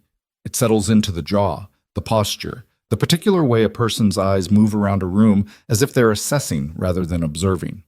Price had all of it, and he looked at Rachel the way she had expected him to look at her, not with guilt, not with fear, but with the quick assessment of a man deciding what category she occupied and what response that category required. She watched him decide she was manageable. That was the last miscalculation he made in this building. "This is a misunderstanding," he said to Foley. Not to Rachel, to Foley, because Foley held credentials, and credentials were the language Price understood. "I'm here in a consulting capacity related to Colonel Price," Foley said, and the title landed with a specific weight, the weight of something that had once been an honor being used now as a marker of record. "I need you to come with me." "On what basis?" "On the basis of a federal warrant executed this morning in connection with a multi-count investigation that I'm going to walk you through in a great deal of detail somewhere that isn't a hospital records department." Foley's voice was entirely without drama. It was the most effective version of that kind of voice. Not aggressive, not performative, just the sound of something that was already decided. The warrant covers procurement fraud, conspiracy, obstruction of a federal proceeding, and one count that was added approximately 40 minutes ago related to the attempted poisoning of a minor. The word minor did something to the room's atmosphere. Davy, the clerk, who had been standing frozen with his hand still near the keyboard, took a small step backward. Price looked at Rachel. She let him look. She didn't say anything, didn't arrange her face into anything particular. Not triumph, not anger, not the satisfaction of a moment she'd been owed for 12 years. She was just there, present. A witness to the specific instant when a person who has spent decades operating above consequence encounters the fact that consequence doesn't actually have a ceiling. "You were discharged," Price said to her. Not loudly, almost conversationally, the way people say things when the situation has gone so far outside their control that they've stopped performing and started just existing inside the moment. "You were removed. I was a nurse who saved a child," Rachel said. And then I was a nurse who saved another one. That's the whole story. Price closed his mouth. Foley's team moved. Again. The arrest happened quietly, which was appropriate because hospitals require quiet.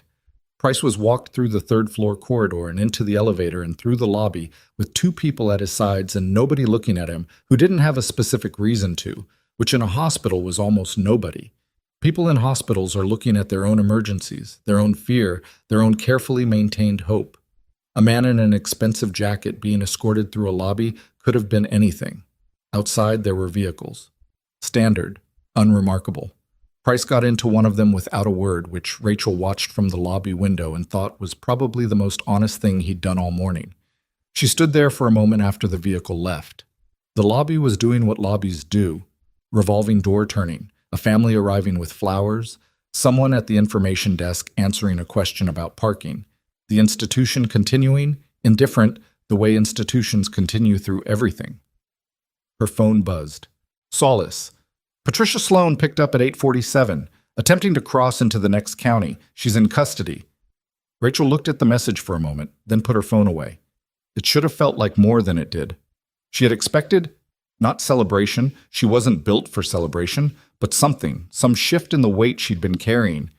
Instead, what she felt was primarily tired, and underneath the tired was something quieter and harder to name. The particular feeling of a knot that has been pulled tight for so long that releasing it doesn't feel like relief.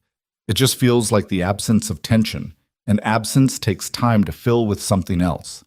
She went back upstairs. Mia was sitting up in bed when Rachel came to the doorway of room 6 at 9:15. The morning nurse was charting at the bedside. The monitors were still running, but their urgency had changed. Numbers in normal ranges, waveforms that looked like health instead of emergency.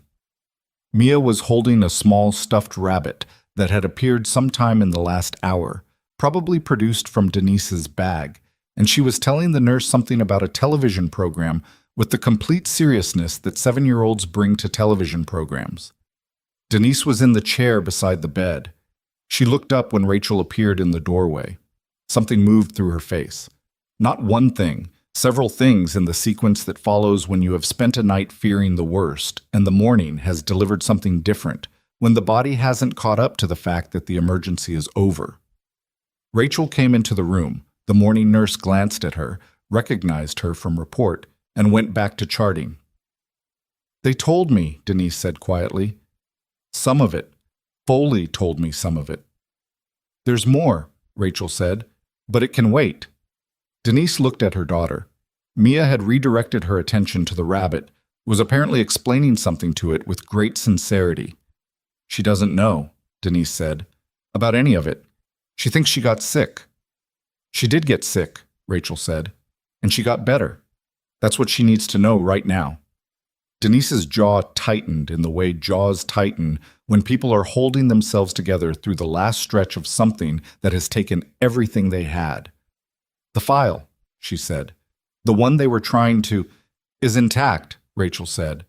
"Solis confirmed it this morning. Everything you built is intact." Denise put her hand over her mouth. Not crying. She was past crying. Or not there yet. Somewhere in the dry country on the other side of what crying can reach. She sat like that for a moment, hand over her mouth, the other hand resting on the bed rail near Mia's knee. Then she said, "Thank you," in a voice stripped of everything performative, just the plain words, just the actual meaning of them. Rachel didn't know what to do with gratitude either, had never been particularly good at receiving it, but she was tired enough this morning that she just said, "You're welcome," and meant it.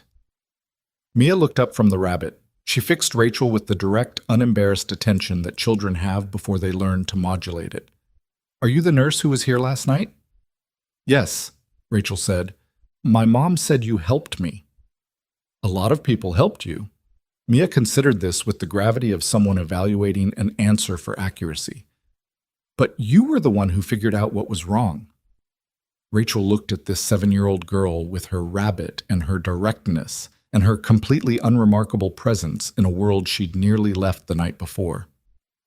"Yes," she said. "I was." Mia nodded, satisfied, and went back to the rabbit.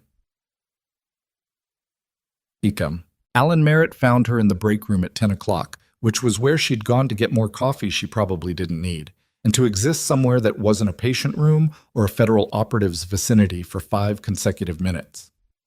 He came in, poured himself coffee, and stood with his back against the counter on the opposite side of the room from her.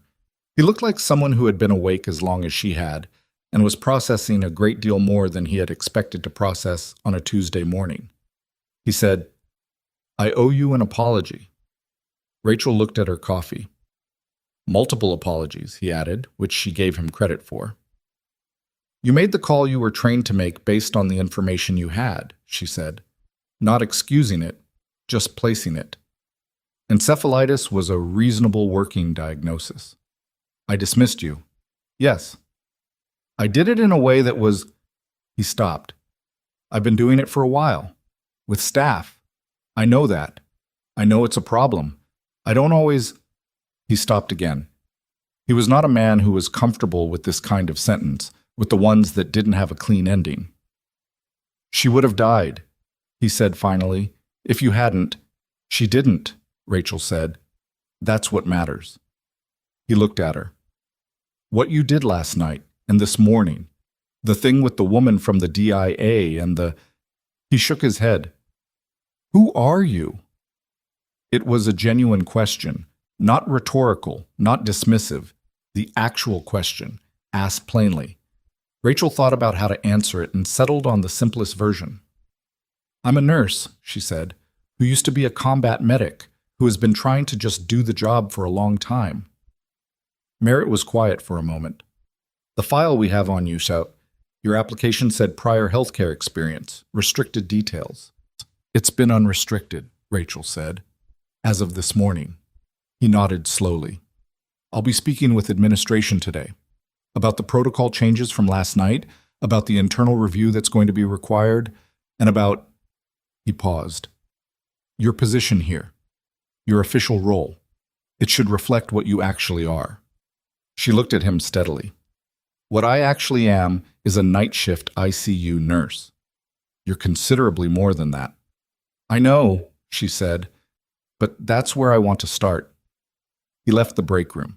She finished her coffee. The formal portion of the day, the statements, the depositions, the careful institutional documentation of everything that had happened between 6 p.m. the previous evening and 9 a.m. this morning, took until 3 in the afternoon and involved more rooms and more people than Rachel had the energy to properly catalog.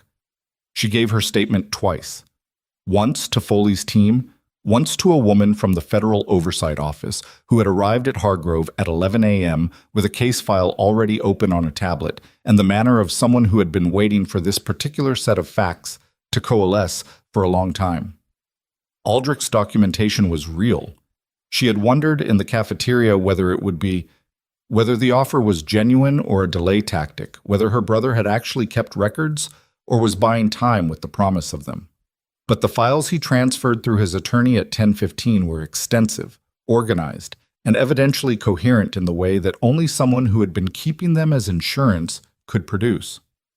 Price's financial network, the shell company structure, the Kharif Basin operation, documented from the inside, including the operational order that had contaminated the water supply near the field station, including the order that had made Parisa sick, including the internal correspondence that showed Rachel's discharge had been engineered, the disciplinary record fabricated, the separation agreement structured specifically to remove her from the Army before she could connect what she'd seen to what Price was running. She read a summary of it in a conference room on the 5th floor at 1 p.m., and she read it the way she did most things, steadily, without rushing, making herself stay with the parts that were hardest to stay with, because looking away from things had never once in her life made them smaller.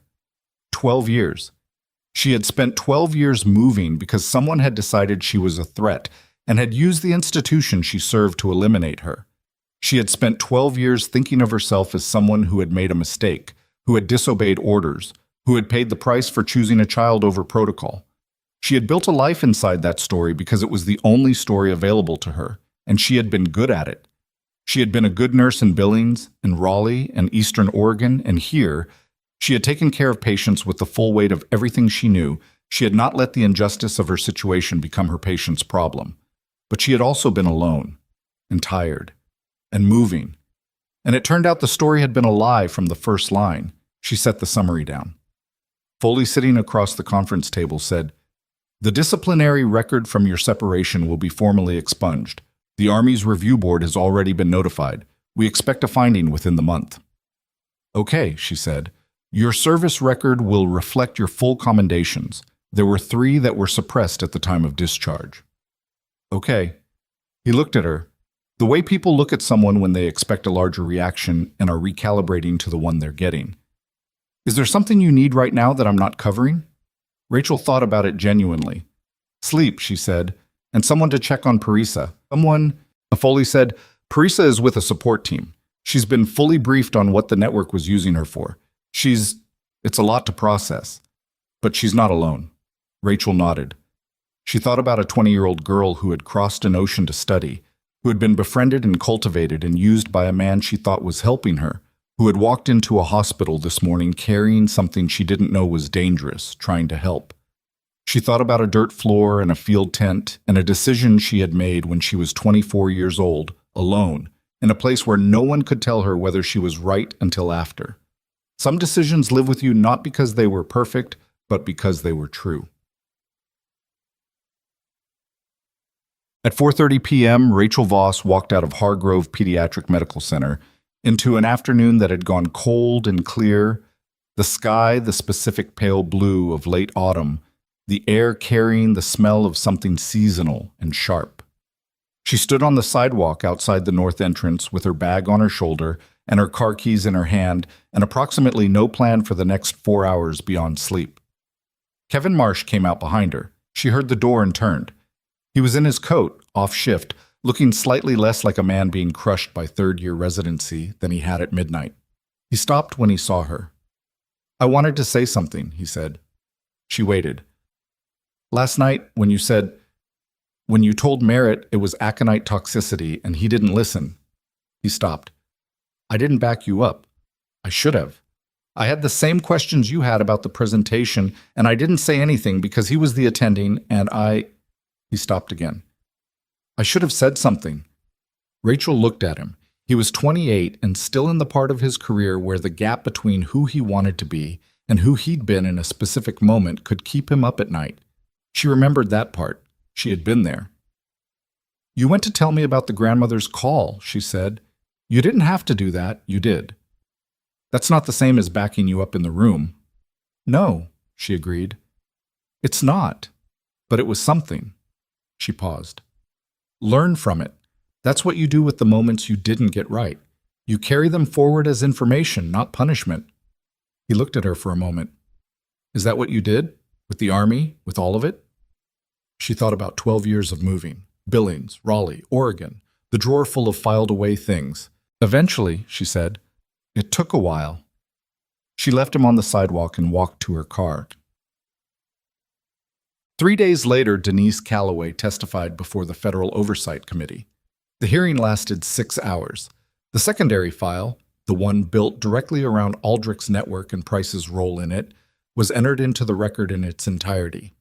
2 committee members requested immediate suspension of Price's consulting contracts across all affiliated firms.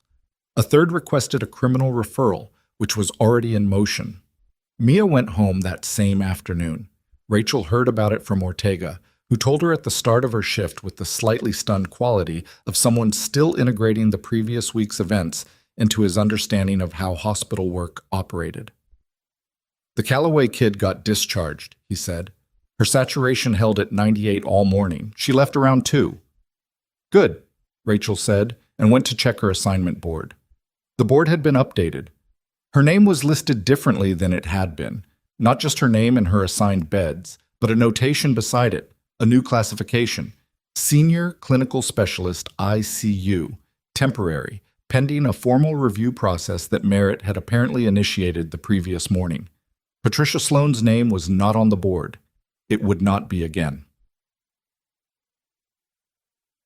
1 week after the night Mia Calloway was brought through the emergency doors in her mother's arms, Rachel Voss sat in a coffee shop 3 blocks from the hospital. A small place, not too loud, with a window that faced a street that was doing the ordinary things streets do in November, and met Parisa for the first time as herself. Not as a medic, not as a nurse, not as the woman who had made a decision in a field tent in the dark.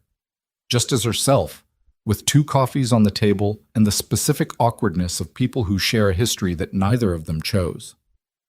Parisa was 20 years old and studying public health, which Rachel found unsurprising and did not say so. She was quieter than Rachel had expected. Not shut down, just self-contained, the particular quality of someone who has done a significant amount of internal reconstruction in a short period of time and is still checking the work. "I didn't know what I was carrying," Parisa said. For the second time, but differently this time. Not as explanation, as something she was still making peace with. "I know," Rachel said. "I keep thinking about who else he used. Whether there were others. Whether I was—" She stopped.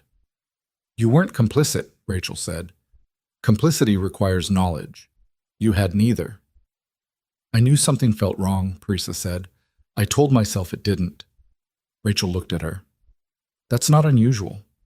That's what it's like when someone who's supposed to be helping you is actually using you. You're supposed to feel like something's wrong and then talk yourself out of it, because the alternative is that someone you trusted was never trustworthy, and that's very difficult to hold." Parisa was quiet for a moment. "How long did it take you? To hold it?" Rachel thought about the 12 years, about the story she'd built and lived inside, about the specific labor of deciding, at 36, in a hospital corridor with a dying child on the other side of a glass door, to stop moving and stand still. "I'm still working on it," she said. Parisa almost smiled. Not quite, but close. They sat with their coffee in a window that faced an ordinary street, 2 people connected by a dirt floor in a field tent, and 12 years of consequences neither of them had chosen. And the silence between them was not comfortable exactly, but it was honest, which was better. Rachel's disciplinary record was formally expunged on a Thursday in late November. She received the notification by email, which was how official absolutions arrived in the modern era. Not with ceremony, just a PDF attached to a message from a review board administrator with a standard closing line and an office phone number. She read it once. Then she closed the email and went to work. She was on day shift now. Merritt had asked and she had said yes, because day shift was where the teaching happened. The residents, the newer nurses, the people in the early years of their careers when the habits that would define them were still being formed. She was not a natural teacher, not warm and performative about it, but she was precise and honest, and she had the particular credibility of someone who had been wrong about what the system would do and then right about what she needed to do anyway, and that turned out to be the kind of teaching that stuck. Kevin was better, not fixed. He was still 28 and still making the choices that 28-year-old residents make, but better. He asked more questions in rooms. He pushed back in 2 cases she heard about secondhand, gently but clearly, in the way that matters when the attending is moving too fast and the patient is the one who pays for it. It was not a revolution. It was a shift, small and institutional and real. There are things that people around Rachel Voss would never fully understand, not because they weren't told, but because some things live in the body and not in the report. The particular discipline of staying quiet when every correct instinct you have is telling you to move. The weight of a decision made alone, without authorization, without backup, in a place where being wrong means a child dies, and being right means you lose everything anyway. She had been both things, wrong in the eyes of the institution, right in the only way that actually counted. That doesn't resolve neatly. It doesn't arrive at a place where the 12 years stop having happened, where the moving stops having cost something, where the loneliness of all those hospital corridors and all those cities becomes retroactively worth it because the ending was good. Life is not structured that way, and anyone who tells you otherwise is selling something. But here is what is also true. She was still here. She was still a nurse, still showing up to a floor every morning with the specific combination of training and memory and bloody-minded refusal to look away that had always defined her. And she was doing it in one place now, with her name on the assignment board and a classification that reflected what she actually was. And when she walked into a room with a patient who was not responding to the expected treatment, and something in the back of her mind said, "You've seen this before. Now, there was a chance she would be heard. Not a guarantee. Institutions do not change that cleanly, but a chance. That was what 12 years of consequence had purchased. Not safety, not ease, not the absence of the fight. Just the chance to fight it standing still, in one place, with the full weight of everything she knew. Some women are underestimated so thoroughly, for so long, that the people doing it forget to wonder what's being built in the silence. Rachel Voss had been quiet for 12 years. She was done moving.